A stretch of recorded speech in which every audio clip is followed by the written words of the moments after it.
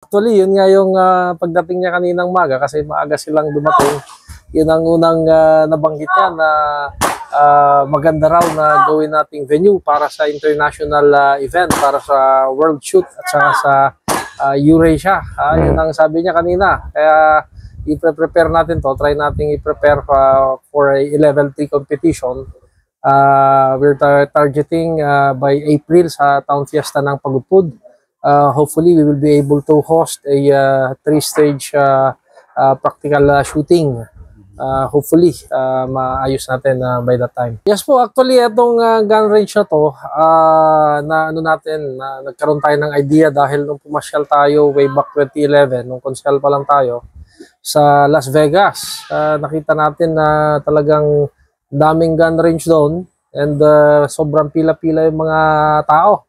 So sabi ko mukhang pwede sa bayan ng Pagudpud to. Ito nga, nandito na. Thankful naman tayo at tinulungan tayo nila Boss Ryan na ma-register at maging license tong gun range natin. And hopefully, sabi nga niya, para sa World Shoot kasi international event, shooting event. And maraming tourist ang malamang na pwede nating i-host dito sa Ilocos Norte and dito sa Pagudpud. Nung dumating ako dito kanina, nagulat ako. It's my first time to be here. Ganda ng ng setup, maganda yung location, even the weather is cooperative. So I spoke with the mayor a while ago. I informed him, I challenged him actually. I told him maybe we can host one bigger event. Maybe let's call it a Pagudpud Challenge, a level 3. Let's start from level 3 kasi mukhang kaya ng at least 30 base. So meaning we can host larger events. Alam nyo man ang shooter, ang mga practical shooter, naghahanap kung saan yung bago, saan pupunta. And since this is a good thing for Pagudpud kasi Pagudpud is known worldwide, diba? If you say Pagudpud, you talk of beaches. Now you have a range that could accommodate larger events. So it could be a sports tourism. Yun naman yung nangyayari. So nasabi niya, we will be planning hopefully a level 3 this fiesta nila. We'll try to find when I get to Manila. Tawag ako sa PPSA, we'll ask if there's a schedule, anong available, and we'll give it back to Mayor Rafi kung ano yung gusto niya para yun yung mapagtulungan na ma-advertise na. I'm sure excited marami, nakita nila, nag-post na kami kanina ng event, nakita na yung place, maraming mga inquiries na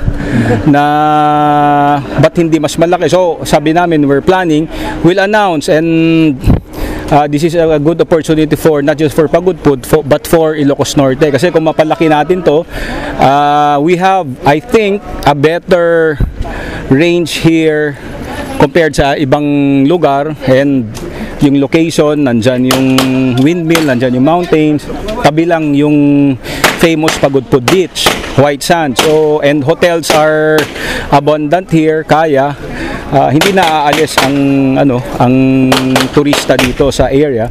It will boost economy, tourism dito. So we'll get back, we're excited, even the mayor's excited. We'll be announcing soon, hopefully makahanap tayo ng magandang date.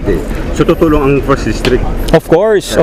I asked ako kasi ang sa Philippine Practical Shooting Association, I am at present ako yung area director for Northern Luzon. Okay. Tapos I was chosen as chairman of the Philippine Practical Shooting Association. That's nationwide. So pwede kong i-suggest and we will push for it. And like now, we're having a world shoot next month this September sa South Africa.